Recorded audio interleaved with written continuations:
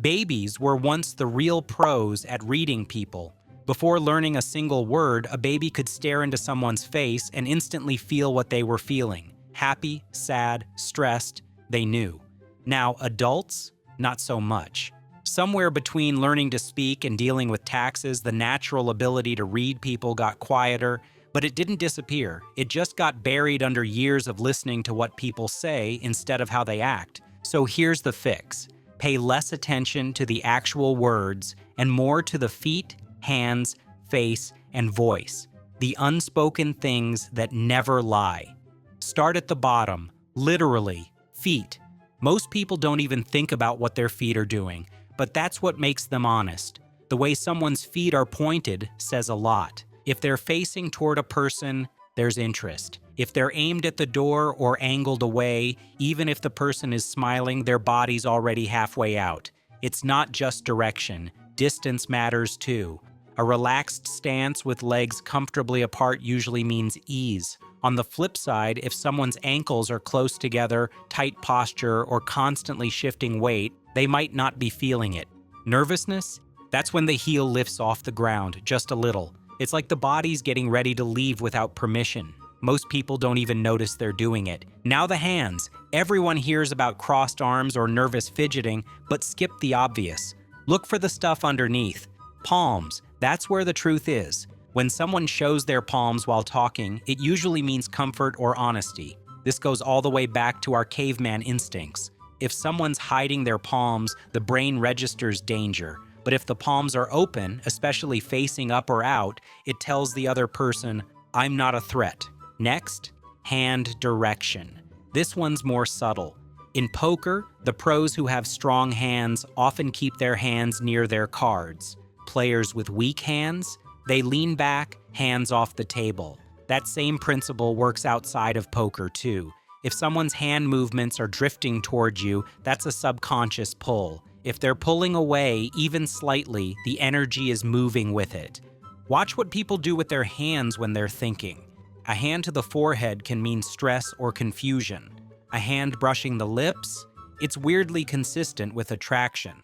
Not always, but often enough to notice. Moving up. Now the face joins the conversation. The chin is a big player here. A chin that juts forward, especially if the forehead looks smooth, usually belongs to someone relaxed or confident.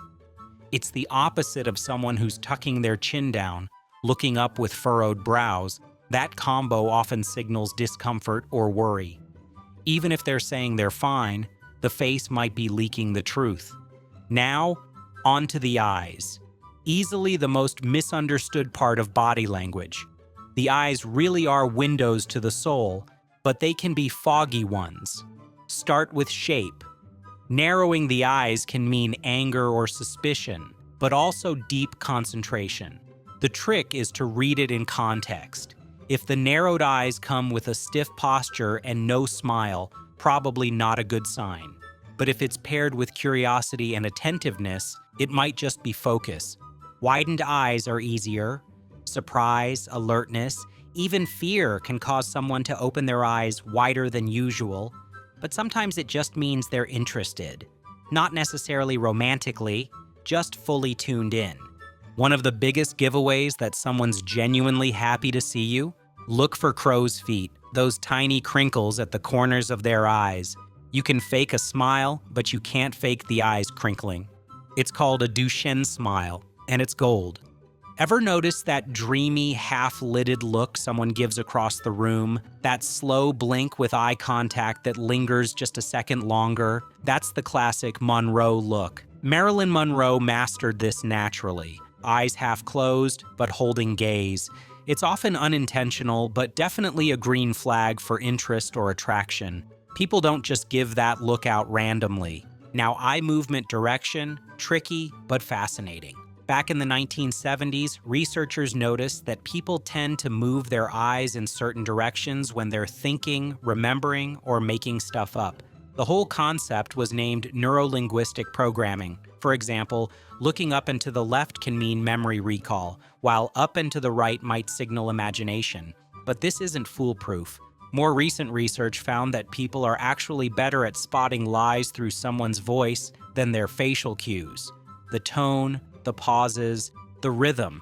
These little things reveal truth more than darting eyes or shifting glances. Which brings us to paraverbal cues, the part of communication most people ignore. But here's the thing, how someone says something often matters more than what they're saying. Pitch is the first clue. When a woman likes someone, her voice might rise a little. When a guy's into someone, his pitch can drop, slower, deeper, smoother. It's instinct, not strategy.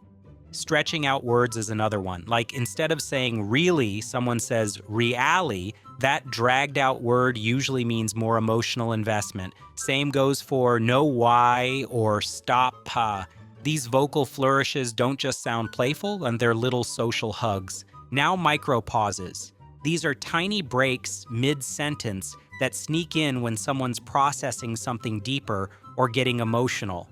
Like someone starts telling a story, then pauses, restarts, or speeds up. That moment of hesitation is usually where emotion lives. And if you notice it, don't ignore it. A gentle nudge like "go on" or "what happened next" can create a real connection fast.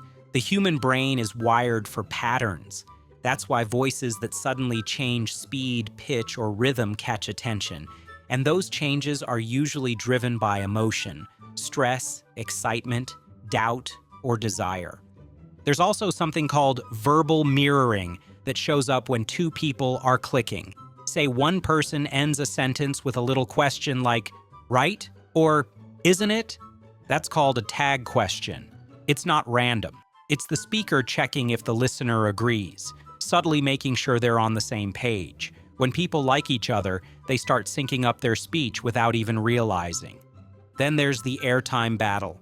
Ever had a conversation where someone jumps in and finishes your sentences or agrees before you're done speaking? That's not just impatience. That's eagerness. It's the brain saying, "Yes, I'm with you, keep going." And it's a strong indicator of social chemistry, especially if it happens more than once. But here's the part most people miss. None of this works if the conversation feels forced. The best cues come out naturally when the environment feels safe, relaxed, and non-judgy. So if someone's pausing or second-guessing themselves while sharing something, that's usually vulnerability. And how you respond in that moment either builds the bond or kills it. Want to get better at reading people? Start training attention. It's not about memorizing 1,000 micro-expressions. It's about being present enough to notice the shift, the change in pace, the flicker in the eyes, the fidget of a hand, the stuff that's always been there but got drowned out by the words. Truth is, communication is only about 7% verbal. The other 93% is tone, body, rhythm, and space. That's why babies used to crush it at reading people. They weren't distracted by vocabulary, they just watched. And now it's possible to get that skill back. But it takes unlearning what school taught about listening. Instead of focusing so hard on sentences, focus on signals. Watch how someone's body changes from hello to goodbye. Track how their voice shifts when the topic gets personal. Feel when someone is leaning in or leaning away. Most people walk into conversations with headphones on, metaphorically speaking. They hear the noise, but not the message. But the moment those cues start getting noticed, everything shifts. Suddenly, it's clear when someone's not okay, even if they say they are, or when a joke didn't land, even if everyone's laughing, or when someone's genuinely into the moment, even if their words are stumbling. No lie detector is better than a well-trained observer. And the best part, it's not about guessing, it's about watching, because people will always tell the truth with their body, long before their words catch up. Now let's go deeper. Everything so far laid the foundation, but reading people in the real world means putting those patterns into context. It's not just about catching signals, it's about stacking them, lining them up like puzzle pieces until a picture starts to form. Take conversation pacing. When someone slows down their speaking rate mid-thought or pauses a little longer than usual before responding, it's rarely because they forgot what they were saying. More often, it's a sign of internal processing. Something touched a nerve, maybe emotionally, maybe intellectually. That pause, it's gold. It tells you that the words they're about to say are not just automatic. They're calculated, meaningful. And if they suddenly start speeding up again, chances are they pushed past whatever emotional hesitation was holding them back. There's also this thing people do without realizing: repetition. When someone repeats a phrase, a word, or even a hand gesture more than once in a short amount of time, it's not just habit, it's emphasis. It's the mind's way of screaming, "This part matters." You can hear it when people talk about something they care about, or when they're nervous. It's like emotional punctuation. Now think about physical mirroring. This one's huge. When people like each other, their bodies start syncing up, sitting the same way, holding their cups the same, even breathing in similar rhythms. It's called limbic synchrony. And it's not something people do on purpose. It's a reflection of psychological closeness. So if you're in a conversation and notice the other person mimicking your movements, or vice versa, you're likely vibing on a deeper level. Another subtle move: head tilts. When someone slightly tilts their head while listening, it usually means curiosity or empathy. It's like their body is leaning in without actually moving forward. Combine that with raised eyebrows and nodding, and it's a clear signal they're engaged, interested, and emotionally invested. You can also spot tension through stillness. While fidgeting usually signals anxiety, being too still, almost frozen, can mean discomfort or suppression. Think about moments in meetings or dates where someone suddenly stops moving. No blinking, no shifting, just still. That's not peace. That's the body holding in something.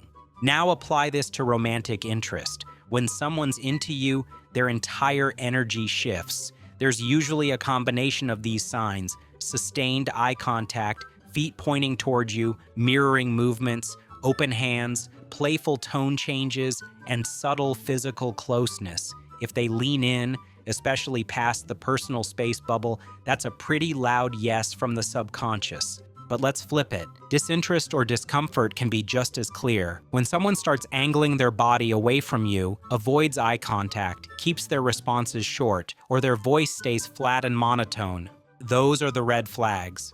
Also, if you notice their feet are pointing toward the exit or another person, their attention might already be gone. Voice volume matters too. A slight dip in volume when sharing something personal can be a subconscious test, seeing if it's safe to be vulnerable. If the listener leans in or softens in response, that quiet trust begins to grow.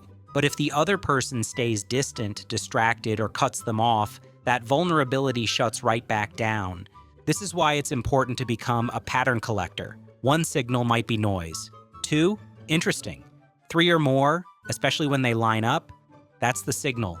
For example, someone might be fidgeting because of caffeine, but if they're also glancing at the door, giving short answers, and leaning away, that's not caffeine. That's emotional distance. And let's not forget digital communication. Even in text and voice messages, there's a lot to notice. Like message timing, fast replies usually mean high interest or excitement. Delays with vague excuses? Probably not a top priority. Also, elongated words in text, like hey or no, mirror those verbal cues in real life. They often suggest playfulness, emotional openness, or flirtation. Emojis play their part too. Overusing hearts, eyes, or laughs can either be habit or subtle exaggeration of emotion. The key? Baseline. What's normal for this person? What's different now? Because shifts in behavior are often louder than the behavior itself. In social environments, proximity tells you everything. At a party or gathering, who is standing closest to whom? Who gravitates towards someone the moment they walk in? Proximity signals priority. If someone consistently chooses to be near you when they have other options, that's not an accident. There's also context-specific behavior. For instance, people tend to laugh more loudly or easily when someone they like is nearby, not because the joke was funnier, but because the brain's social chemistry spikes. If this video gave you something valuable, imagine what's next. Like, comment, and share it with someone who needs it. And don't forget to subscribe for more content that turns psychology into everyday superpowers.